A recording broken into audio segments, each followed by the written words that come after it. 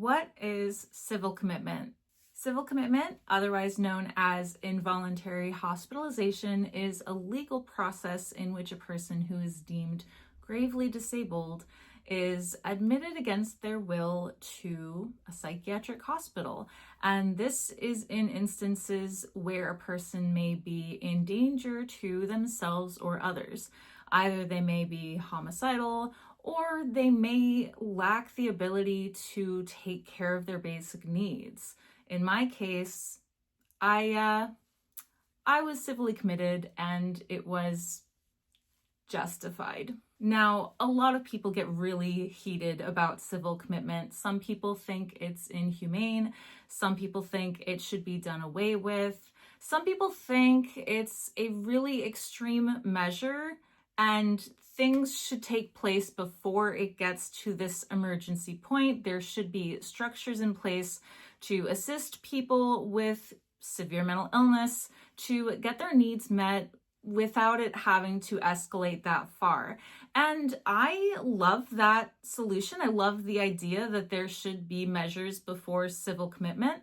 It's just that not all areas are really with that yet. And Seattle, which is making strides in providing peer-run organizations, facilities where people can drop in and be safe for a night. This is just a tried and true thing that has been going on for such a long time that it's become the standard. Now, while I could go in depth, just nerding out about civil commitment in general, this video is not about that. This video is my lived experience with civil commitment and how that played out, what it was like, what led to that solution, and what happened afterward. Basically, all around my involuntary hospitalization. Before we get started, I would just like to throw out a trigger warning to say that the subject of psychosis in and of itself is a sensitive subject that may at times be difficult to talk about. So if at any point during today's video I say anything that may be triggering or upsetting to you, you are more than welcome to leave. In this video specifically, we will be talking a bit about police violence and sexual abuse. If that is not your cup of tea, you are more than welcome to leave. Also, a disclaimer to say that I am not a mental health care professional and I am in no way qualified to give any advice, medical, psychiatric, or otherwise. Who I am simply is a person living with serious mental illness who is here to share with you the wisdom and insight I've gleaned along my journey of mental health recovery. Now, gravely disabled is kind of a weighty term, and it's not one that I was too happy to have applied to me, but it accurately portrayed what state I was in mentally. I was gravely mentally ill, mentally unstable, mentally incapacitated. I was not well. As I said, I have a serious mental illness. Other people like to refer to this as a severe mental illness. I just don't like that language. And to have a really serious mental illness, it does reach a point where it is disabling. This is the gravity of serious mental illness. It is the kind of mental illness that it's very difficult to function with, very difficult to get through your day-to-day life. And I really struggled. Before I was diagnosed with schizoaffective disorder, I was in a very long psychotic episode. And part of the reason it was so long was because no one knew what was happening to me. There was no language for what was happening to me. And despite what you see in the movies, like A Beautiful Mind, where you can actually visually depict like what a hallucination is, from the outside, from a loved one's perspective, it is really hard to tell. There is no textbook for psychosis. There is no guide that tells you how to identify it like a bird in the wild. Psychosis can be pretty hard to catch if you don't know what you're looking for. And this was the case for me. I started out just having mild hallucinations, a little bit of awareness, quickly lost the awareness altogether and didn't know anything had changed in my life, didn't realize my life had become chaotic, was having delusions that were becoming more and more persistent, more and more severe, and eventually did put myself in harm's way, did end up in situations multiple times where I was not safe, could not care for myself, and was even violated. The grounds for civil commitment being that a person is in danger to themselves or others, I was not only in danger to myself, I was receiving danger. I was in situations where I was harmed. And so I absolutely met the grounds for civil commitment. I really, really was, I don't know, I wasn't like physically hurt. I was very psychologically traumatized. I was sexually abused by the police. And it was a situation where it should have gotten to the point that I was hospitalized long before that. Again, my family didn't know what was happening to me.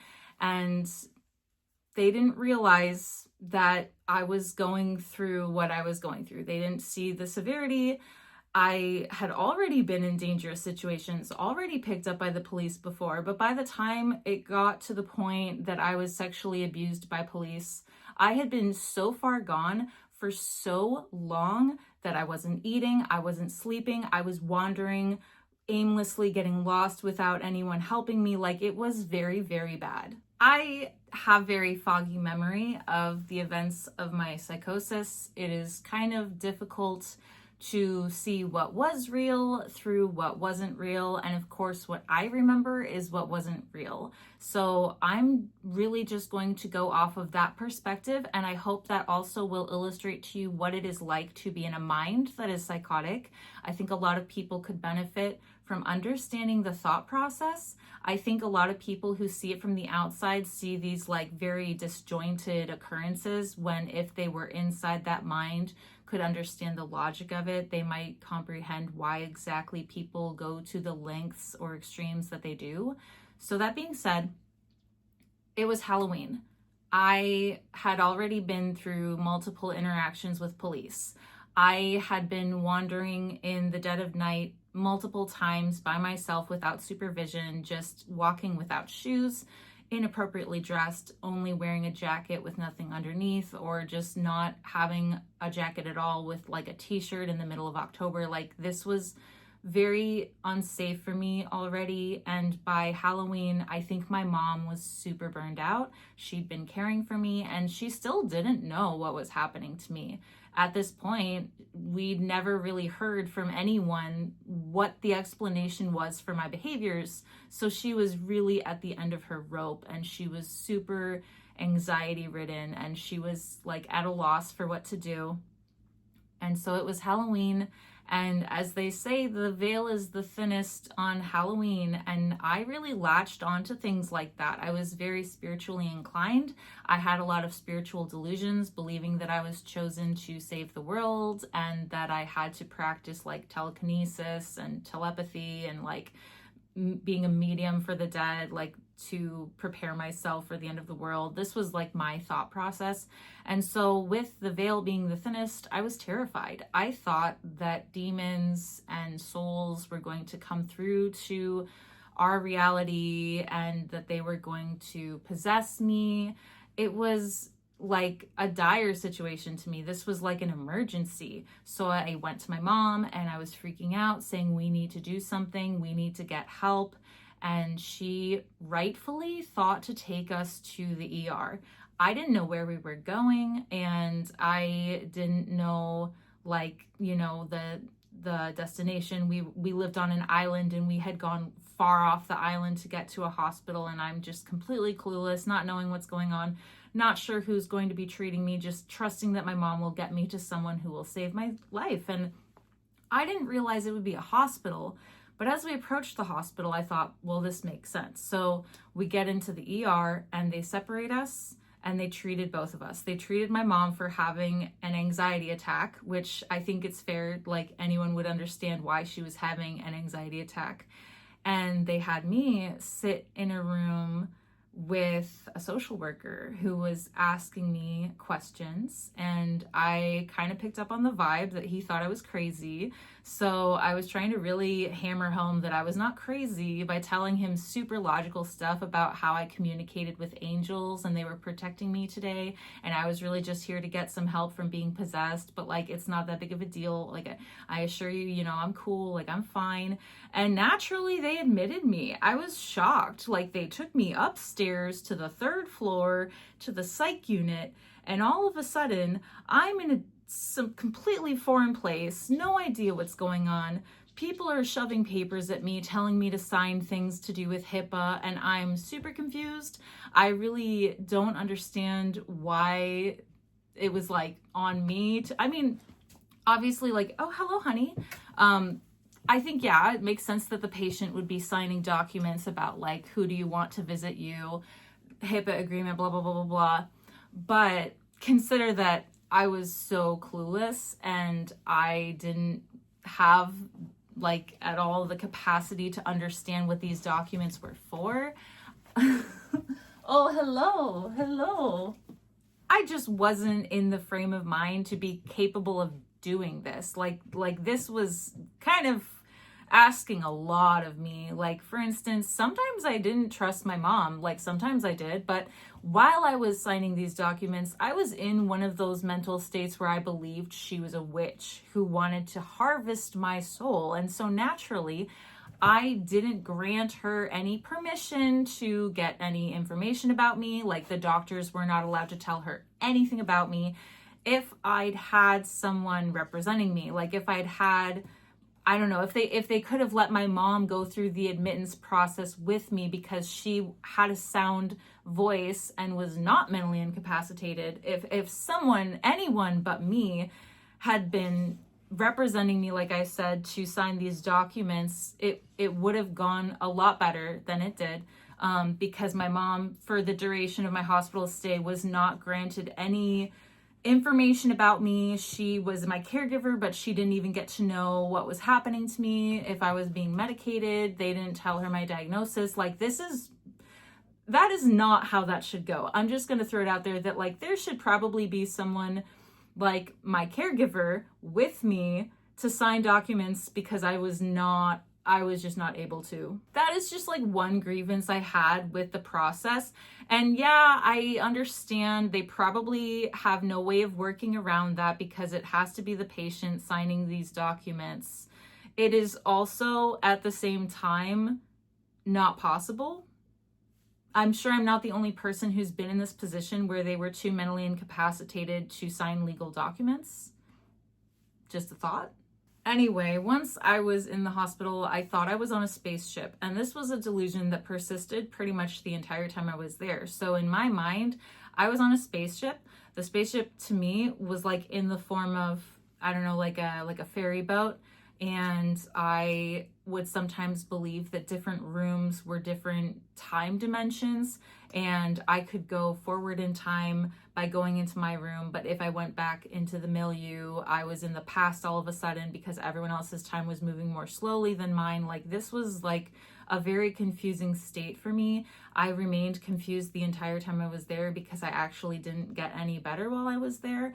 That is a different part of the story that I will get to, but just understand that in the time that I was hospitalized, I didn't improve. Like, nothing good at all came out of it. Literally nothing. Aside from having me in a safe place. Ooh, well, at times it wasn't safe. Oof, this is kind of a complicated mess. See, I think the goal of hospitalization should be to stabilize the patient, to keep them safe long enough for them to become well enough to go out and, further their treatment, maybe like at a clinic or something with a prescriber. I did not stabilize. I did not improve. I was not safe. I had a horrible time. For one thing, some of the patients ganged up on me and they harassed me and they bullied me, and they worsened my mental state because I am very suggestible in psychosis. I will develop delusions based on anything that is told to me. And when the patients realized this, they started crafting my reality for me. For instance, there was a guy on the unit who I didn't really think anything of. Like, I thought he was nice. That was about as much as I thought about him. But one of the patients told me that he was my boyfriend. So all of a sudden, I had an erotomanic delusion that this man was in love with me. And that was pretty exacerbated because they would tell me messages from him, things he would tell me through them. At one point, one of the patients had like a bright red shirt, and she gave it to me and said that it was a gift from my boyfriend. So I started wearing the red shirt around the unit, and they would laugh at me. Like they would go really far out of their way to hurt me in that way, to psychologically harm my mind, telling me that I was Jesus, and then getting on their knees and bowing to me and praising me. They really damaged my mind. I was already in a really vulnerable mental state, and there's this thing about delusions where if anyone confirms your delusion, it compounds the delusion. Delusions themselves are fixed false beliefs that are believed to be true despite any evidence to the to the contrary. And the thing is that when you give that evidence, you've just completely locked it in. And they gave me plenty of evidence. It was fucked up. There's also this thing that, from my experience, I don't know what anyone else goes through, but they had me go before a judge. And this is something I also am kind of baffled by in my mental state. I really wish I'd had someone representing me again. I wish I'd had someone at least explaining to me what was happening, trying to explain, even if it didn't get through. I just wish that anyone had helped. Like I think maybe people don't understand the severity of psychosis, when, especially with me, mine tends to be very severe. Like there's almost like this expectation in the hospital that I was capable of doing things that I fundamentally could not do by the very nature of my condition. So I was told to go before a judge. And again, from my memory, I have no idea what that was about. I literally to this day have no idea why I went in front of a judge, what they asked of me, what I was trying to prove. There were lawyers in the room. It was in like a back room in the psych unit. Completely confused, like literally no idea. Maybe I was trying to prove my competency, in which case I absolutely failed.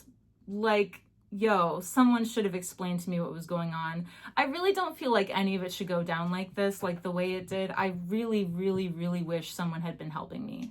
Maybe this is just me, but I don't like the way this whole situation had been structured. Like, I was severely mentally ill, and a lot of those patients in the hospital, most of them were not. Actually, I may have been the only one in psychosis. And the staff really didn't do anything to stop the patients from harassing me. Eventually they did catch on what was happening. But I really wish someone had been, I don't know. It was a pointless experience, honestly. I was sent home early. I was discharged to protect me from the other patients. Like, that's ultimately what it came down to. Like, yeah, I wasn't even able to stay in the hospital, which was meant to help me, because I was being harmed in the hospital. Like,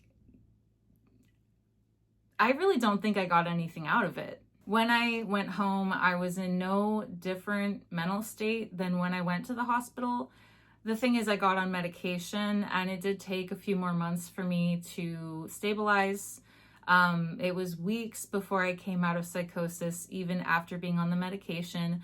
From what I understand, I think I was supposed to be there for 90 days, and I wish I knew more about this process, but I really don't, just because of the way mine went down.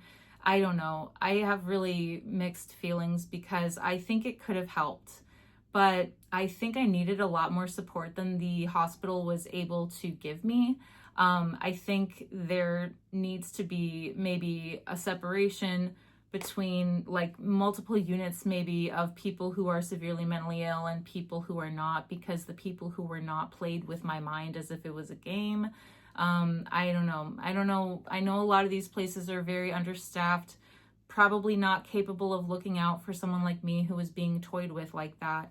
But someone could have stood with me in front of the judge. Like someone could have helped me determine what rights I was willing to have or whatever, like with the document of, when I withdrew permission for my mom being allowed to know anything about what was happening.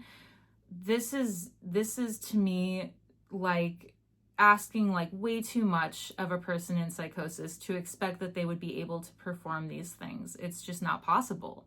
Like it's mental incapacitation. I did not have any discretion. Like I could not make any decisions with reasonable discretion. So I wasn't in any way, shape, or form able to do these basic things that they expected of me. All along the way, from the start to the finish, it was a total clusterfuck. Eventually, my mom did find out my diagnosis because one of the doctors hinted at her to Google the word schizoaffective, and I don't feel that that's how my mom should have found out. I just think there's gotta be a better way of doing this. There's gotta be some way that a person who's incapable of, taking care of themselves can go through these legal processes without further harm. I don't know, maybe I wasn't harmed by this at all. Maybe it was just the patients and not the hospital. I still feel that things could have gone differently. I guess my takeaway is that involuntary hospitalization might be beneficial to some people, but it certainly wasn't beneficial to me. My experience with it was maybe not, the worst, but it certainly didn't help me in any way. I feel that if my mom had been able to take me to like an outpatient place, like if I could have gone to a mental health clinic and seen a prescriber and gotten on medication and had supervision, maybe if I had moved into my mom's house where she could keep an eye on me and I wouldn't wander away, I wouldn't be in situations where I'd be harmed by police, it wouldn't have to get to the point that I was hospitalized. I truly do think that recovery can happen outside of the hospital. I think it's possible for people to recover without that extreme of a measure. I know that caregiving for me has been a huge solution, and I know that a lot of people don't have that. A lot of people aren't able to have someone like their parent, like in my case, caregive for them through serious mental illness. But perhaps we could establish things along those lines. Maybe there could be like a peer counselor driven caregiving service where peer counselors can drop in on people during the day to check in on them, cook them a meal, help them with their laundry, socialize. I was a caregiver for a long time, and I see so many ways that my job with like housekeeping for my clients, taking them to appointments, taking them grocery shopping, could be applied for people with a grave disability. There's so many ways that this could be handled without it going to that point. And it's just kind of traumatic in its very nature to be involuntarily hospitalized at all, because you're having your will taken from you. You're being forced to do something, whether you like it or not. And no one wants that. No one wants their free will taken from them. And to end up in a situation where not only have you lost your free will, but now you're in a dangerous place where you're being hurt by others and the people looking out for you are not looking for that.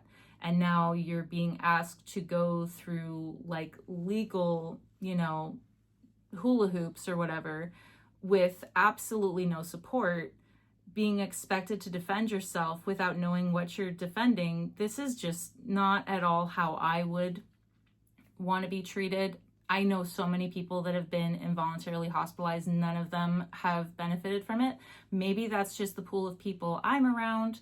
Maybe that's just like a small pool of people, and on a broader scale, a lot of people do benefit from it. But I think there could be such better ways of handling this. Like, I do genuinely think if we had recovery in the community, if we had peer support, if we had peer counselors or peer advocates, people who would go into the hospital to help people through the difficult things that, for instance, I couldn't handle, this could go a lot better. Anyway, that's all I have for you. That's the end of my spiel. That is my takeaway from my experience with civil commitment. Thank you so much for watching this video. I truly appreciate it. Let me know in the comments what your experience is with civil commitment, if you or a loved one have been involuntarily hospitalized. And be sure to like, comment, subscribe to support my channel. Also hit that bell notification if you'd like updates for my future videos.